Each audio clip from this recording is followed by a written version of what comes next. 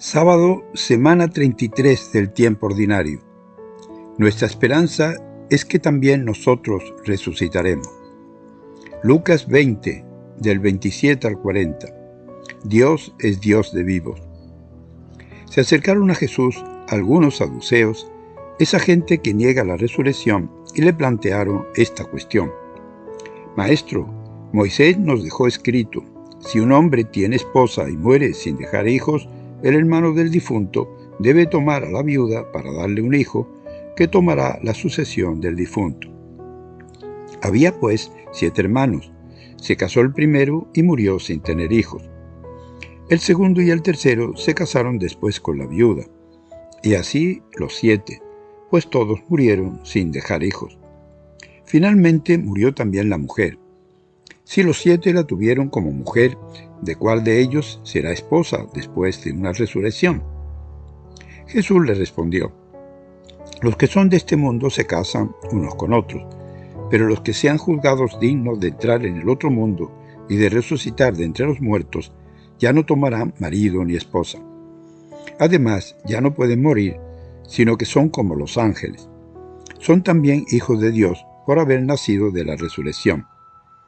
En cuanto a saber si los muertos resucitan, el mismo Moisés lo dio a entender en el pasaje de la zarza, cuando llama al Señor Dios de Abraham, Dios de Isaac, Dios de Jacob.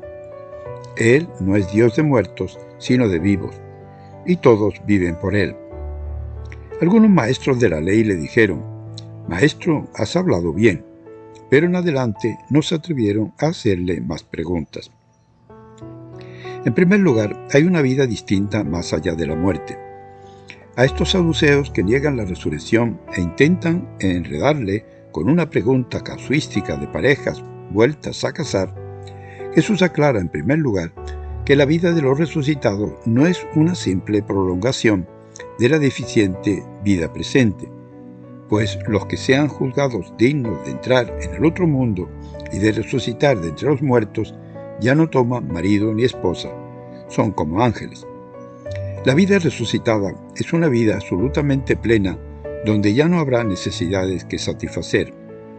Y les argumenta, recordándoles el pasaje de Moisés ante la zarza, cuando llama al Señor Dios de Abraham, Dios de Isaac, Dios de Jacob, y concluye diciendo, no es Dios de muertos, sino de vivos, porque para Él todos están vivos.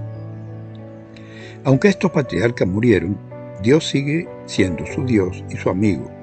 Como dice Jesús ante el sepulcro de Lázaro, quien cree en mí, aunque haya muerto, vivirá.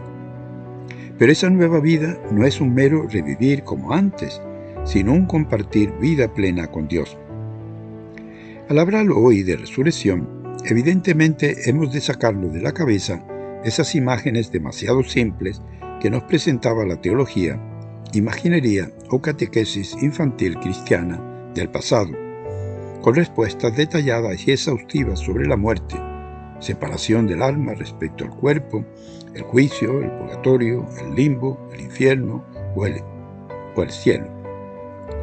La resurrección no es una mera vuelta a la vida de ahora, ni algo que podamos describir ni detallar, ni siquiera imaginar. Jesús dice, quien cree en mí, aunque haya muerto, vivirá. Pero cómo resucitaremos es un misterio. En segundo lugar, la resurrección de Jesús y en consecuencia la nuestra da sentido a nuestra existencia. Jesús, torturado y crucificado, ahora vive, y la fe en la resurrección proclama la victoria de Dios que da la razón a Jesús, víctima inocente, levantándolo de la muerte. Y esta profesión de fe es clave de la vida cristiana. San Pablo afirma, si no hay resurrección de los muertos, tampoco Cristo resucitó. Y si Cristo no ha resucitado, vana es nuestra fe. En este contexto, cobran sentido nuestros sufrimientos, dolores y muertes, y su resurrección sostiene nuestra esperanza. Así lo contempla hoy la visión del texto del Apocalipsis. Subieron en una nube al cielo mientras sus enemigos los miraban. Dios no se olvida de su Hijo amado, ni tampoco de su pueblo. La fe en que Cristo vive fue el gran motor de las primeras comunidades cristianas. También nosotros hoy debemos ser portadores de vida y esperanza para cuantos viven en la miseria o padecen los horrores de la violencia, de la guerra o de la muerte. En tercer lugar, el final del rey Antíoco Epífanes, perseguidor de los judíos, relatado por el autor sagrado, coincide con la versión de otros historiadores de la época. Para este autor sagrado, su enfermedad y su muerte son interpretadas como castigo divino, pues nadie se ríe de Dios impunemente. Al conocer las derrotas de sus ejércitos, dice el texto, el rey quedó consternado, presa de inmensa agitación, y cayó en la cama, enfermo de pesadumbre. Cuando se sintió que iba a morir, reconoció que había sido bueno y amado mientras fue poderoso. Pero ahora, dice el texto, caigo en cuenta de los males que hice en Jerusalén. Somos llamados a vivir y a transmitir la esperanza de una nueva vida en plenitud después de la muerte y también a vivir resucitados como ciudadanos del cielo, encarnando en nuestra vida los valores del reino, solidaridad, amor, paz, hambre y sed de justicia. Ante la muerte, nos hacemos mil preguntas y a veces recriminamos a Dios.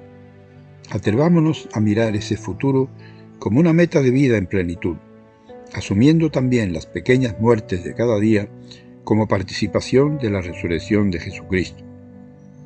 Al final de su vida, el rey Antíoco, derrotado y enfermo, ha de reconocer que las cosas no le han salido como esperaba, confesando ante sus amigos los delitos cometidos en su persecución al pueblo judío. El pueblo, por su parte, reconoce que la salvación le viene de Dios. No abandonas, Señor, a los que te buscan. Les saluda y bendice en el nombre del Padre, del Hijo y del Espíritu Santo, y Mariano.